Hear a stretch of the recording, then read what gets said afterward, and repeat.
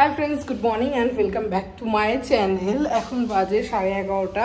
আমরা স্নান টান করে রেডি হয়ে গেছি, যাবো একটা বিয়ে বাড়ি, তো সেখানেই রেডি হয়ে গেছি। আর যেহেতু খ্রিস্টান বিয়ে, এর জন্য সকালবেলা মানে দুপুরবেলা আর কি, তো এখন রেডি হব। তো সবাই কি করছে দেখি, আমি এইমাত্র স্নান করে আসলাম, তো ভাবলাম তোমাদের সাথে কথা বলি, ব্লগটা শুরু করি। না শুরু করাই হবে। দুষ্টুমি করছে এখানে বসে, সবার জামা কাপড় নিয়ে, চাদর নিয়ে। তো দেখাই পোগো কি বদমাইশি, এখানে বদমাইশি করছে, ওখানে দিয়া বেঁধে দিয়েছে, খুব বদমাইশি করছিল, বুঝে গেছে আমরা যাবো, তো এখানে খুব বদমাইশি করছে, তো এখানে বেঁধে দিয়েছে। আর দেখো কি করছে, জুতো কামড়ে, সিজা স্কুল জুতো এটা। এই তুই এত বদমাইশ কেন রে? আজকে সব মার গয়নাগাটি আর মার শাড়ি পরে রেডি হয়েছি, তো কেমন লাগছে অবশ্যই কিন্তু তোমরা বলো। আর আমি না মার গয়না পরতে খুব ভালোবাসি, তো এই বালা দুটো মার, তো ভাবলাম ঝটপট পরে নিই। আমি এখানে খুব একটা গয়না আনি না, আমার দরকারও পড়ে না, কেন মা আছে, মার সব গয়না আমি সব সময় পরি, আমার খুব ভাল লাগে মার গয়না পরতে। আমি রেডি হচ্ছে কেমন ভাবে তোমরা দেখো। আর আমি একা রেডি হইনি, সবাই রেডি হয়েছে, মা বোন সবাই। আর মার সব গয়না কিন্তু আমি একাই পরিনি, মাও পরেছে। অনেকেই কমেন্ট করে আমাকে, তুমি সবসময় তোমার মার গয়না পরো, তো তোমার মা কি পরে? আরে আমি কি একা পরি, আমার মাও তো পরে। তো মাও রেডি হয়েছে, তো ঝটপট রেডি হয়নি, মাও আমাকে রেডি হতে হেল্প করছে, তো তোমরা দেখো।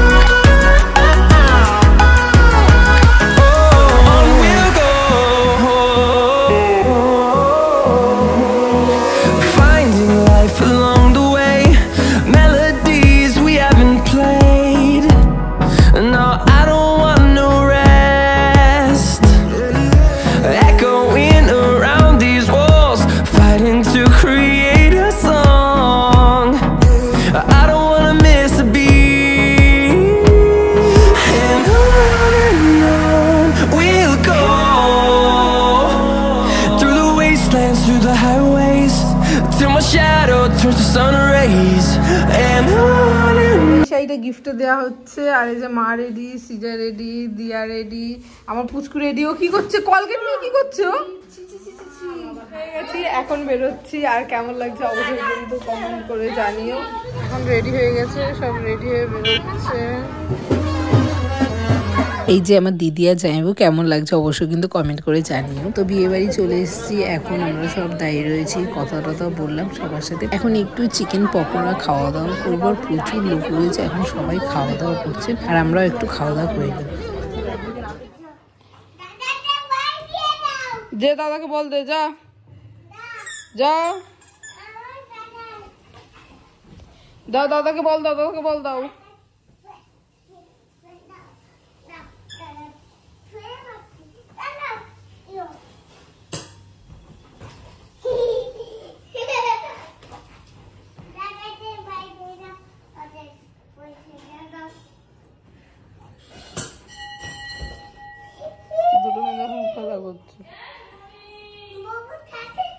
বাবা লেস টানবি না।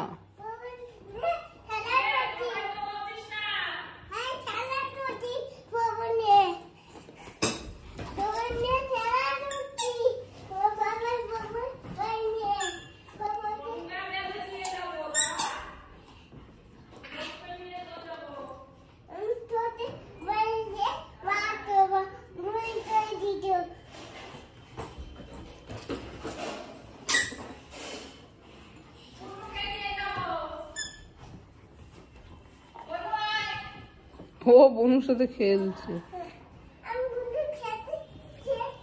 ফেল ফেল, ছুড়ে ফেল, ছুড়ে ফেল, ছুড়ে ফেল।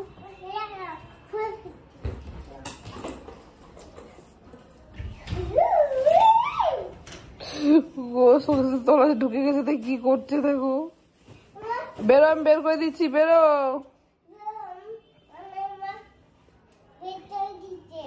চা ঢুকে গেল। কেমন কাটছে। আর এই দেখো আমাদের দুই পুচকু শুয়ে রয়েছে, আর এনাকে দেখাচ্ছি, ইনি এখন রং করা শুরু করেছে। এখন প্রায় 2-3 মাস ধরে ওকে আমি এরকম ড্রয়িং বই আর রং দিয়ে বসিয়ে রাখি, তো এইটা ওর জন্য খুবই ভালো। তো রং করতে থাকে, এই যে রঙগুলোকে কুটি কুটি করেছে, তার সঙ্গে ওপরের কভার যেটা ছিল ওটাকে কুটি কুটি করে এখানে রেখেছে। যা করে করুক, 1-2 ঘন্টা ও এটা নিয়ে ব্যস্ত থাকে। তো ও যত ব্যস্ত থাকে তত আমি একটু ফ্রি টাইম পাই। আর এই যে আরেকজন আরামসে ঘুমাচ্ছে, ওর একটু শরীরটা ভালো না তো আরামসে ঘুমাচ্ছে। বন্ধুরা দেখুন, এখন একটা গাড়ি অ্যাক্সিডেন্ট হয়েছে, হয়ে এই পুতলুটা নিচে পড়ে গেছে। ন্যাকামোটা দেখুন, এখানে এসে গাড়িটাকে ধাক্কা দিয়েছে, ধাক্কা দিয়ে এরকম ভাবে পড়ে গেছে। দেখুন কি হয়েছে। ও দাদা, আপনার কি হয়েছে দাদা? ও দাদা, দেখেছেন ন্যাকামোটা দেখুন। আপনি জিন্স প্যান্ট পরে কোথায় যাচ্ছেন হিরো সেজে? ও দাদা, আপনি হিরো সেজে কোথায় যাচ্ছিলেন?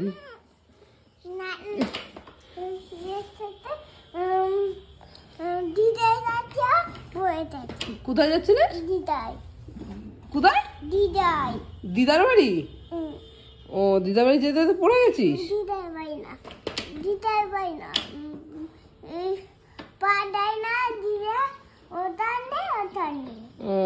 ওতানে যেতে কি পড়ে গেছিস? যা, আপনার গাড়িও পড়ে গেছে।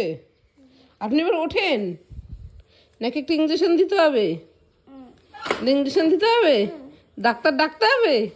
নেকু নেকু নেকু নেকু, এইগুলো যে কোথা থেকে ও শিখেছে দেখো। এখন সকালবেলা কি করছে, আমার এখনো বিছনাও গুছানো হয়নি।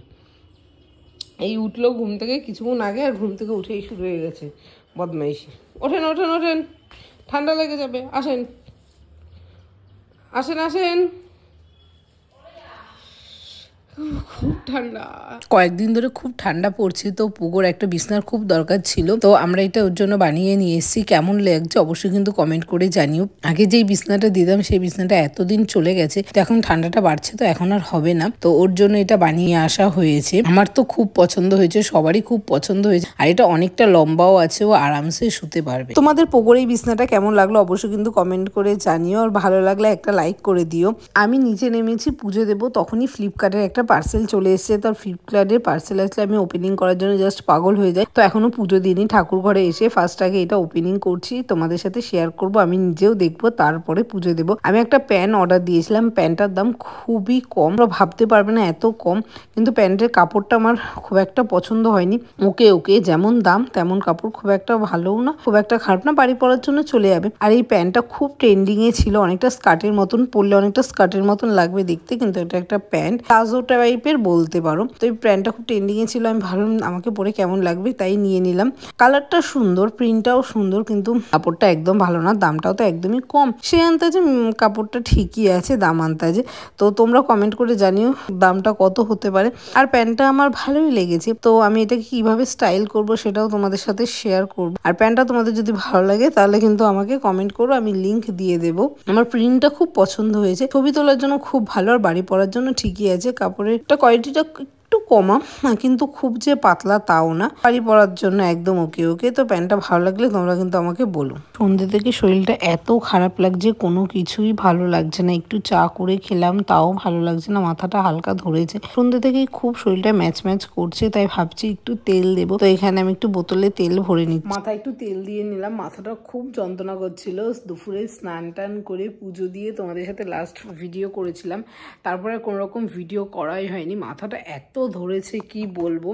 তো তারপরে ভাবলাম একটু মাথায় তেল দিই, তো এখন একটু মাথায় তেল দিলাম।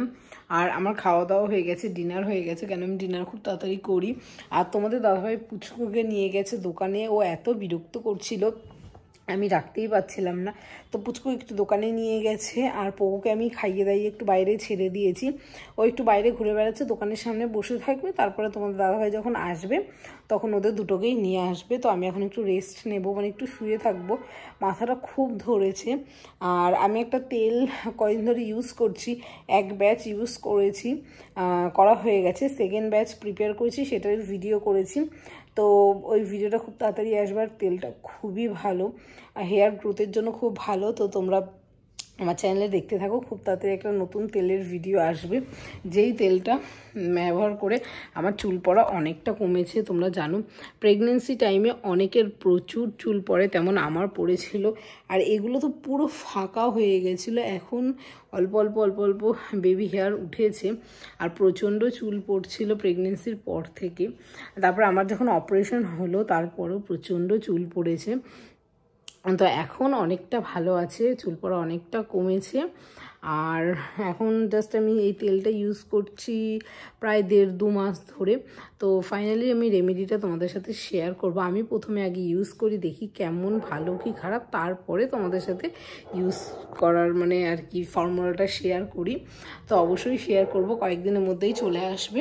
তো আমি এখন একটু রেস্ট নেব। তো আজকের ভিডিওটা এই অবধি। ভালো লাগলে অবশ্যই লাইক করো, কমেন্ট করো, চ্যানেলটাকে সাবস্ক্রাইব করতে একদমই ভুলবে না।